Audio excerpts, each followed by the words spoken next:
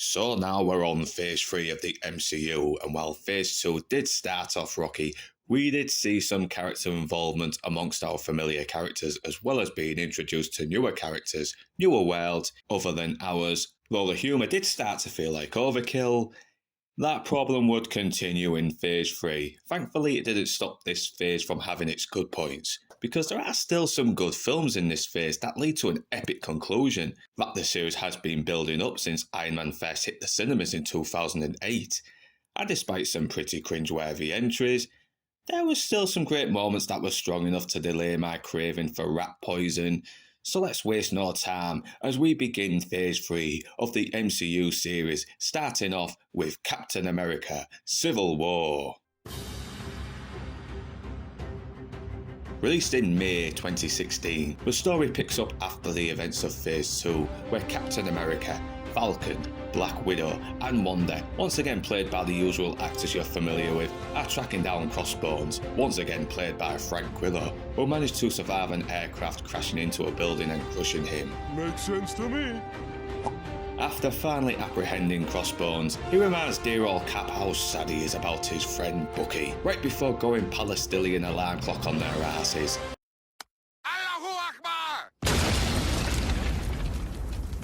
Wanda manages to steer him away from the crowd, only to accidentally cause more harm anyway.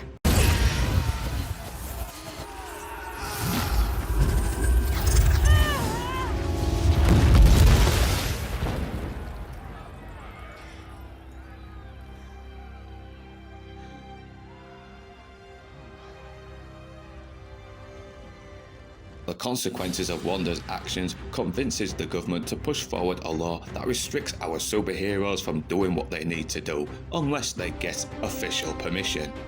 Some feel okay for that for fear they could abuse their powers, others are more concerned about the agendas the people in charge will permit them to do or not do. And to make things worse, an international meeting with the world's leaders suffers a devastating terrorist attack by a man named Zemo, played by Daniel Brühl, who has framed Bucky for the attack. So now it's up to Captain America and Falcon to find Bucky and clear his name, while also trying to avoid the vengeful Black Panther, played by the late Chadwick Boseman, whose father was killed in the attack. Oh yeah, and Spider-Man makes his first appearance in the MCU as well. Once again, the regular actors do a great job playing their roles, and I like we start to see how the life of a superhero can take its toll, while also highlighting what happens when good intentions pave the way to hell. But it also does a great job of allowing the audience to come to their own conclusions on both sides of the issue.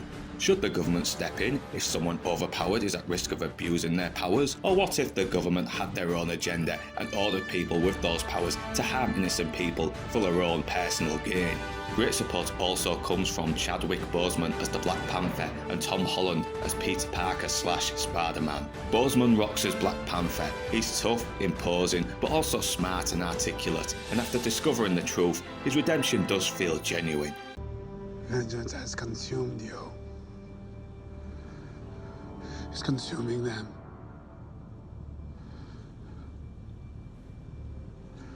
I'm done letting it consume me.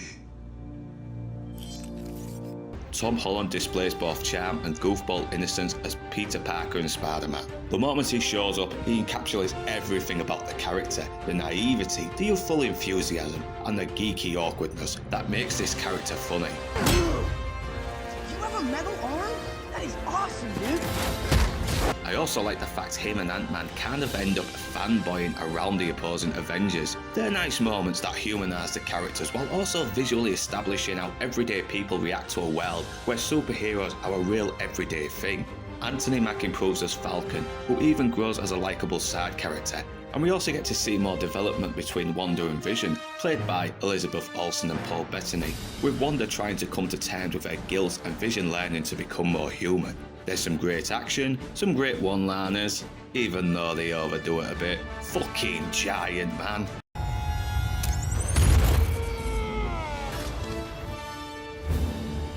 Holy shit!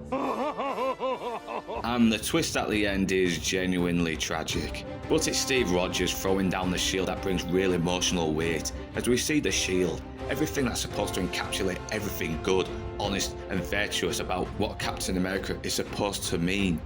has now become sullied by the events of the past few movies. God, I miss the days when Kevin Feige actually had some passion.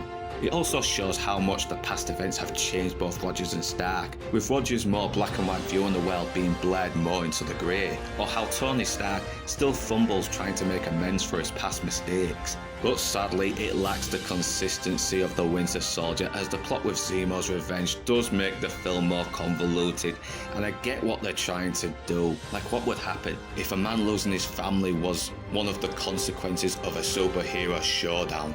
And while Daniel Bru really sells the grieving family man, I couldn't help but think of him as a plot device to get the plot going. And yet, the one-liners get way too overused, and yeah, it's not the first film in a series to do that, but this was when it felt even more out of place, especially when you've got conspiracy theories involving sleeper agents, failed experiments, political debates on the moral implications of having superpowers, and it kills the tension. And despite the title, it only really feels more like a civil battle than an actual civil war. In the comics, the Civil War went on for quite a few issues. There was so much more build-up to the devastating conclusion. But still, while it doesn't top the second Captain America movie, it still manages to be much more smartly written than that piece of white guilt terrorist sympathizing crap that was the Falcon and the Winter Soldier. Stop calling them terrorists. There were still people in there. This is the only language these people understand. What a 42-carat plonker you really are! Sorry, Wyatt Russell, you deserve better. It has its problems, but it's still a great start to another phase that was still being made by people who had some passion before the dark times. I did not go to law school and rack up 6 figures in student loans to become a vigilante that is for billionaires and narcissists and adult orphans for some reason. So check it out, it's flawed, convoluted, but nonetheless, still worth watching.